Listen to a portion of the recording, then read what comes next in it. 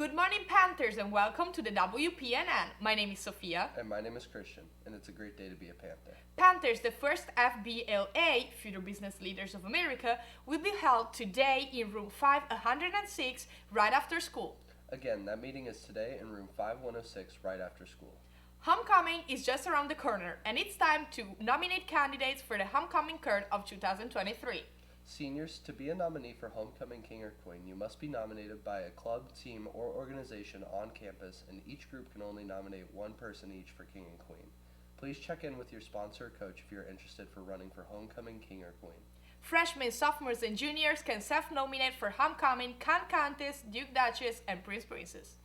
All homecoming candidates will need to attend one of the candidates meetings with Miss Rock before posting any campaign materials on campus or on social media.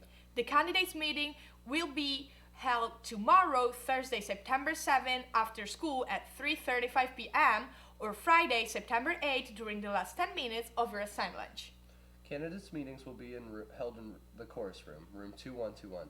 Teachers and staff, please send Miss Rock your senior candidates for Homecoming King or Queen by this Thursday. Panthers, the 2023 Homecoming Dance is coming up in September.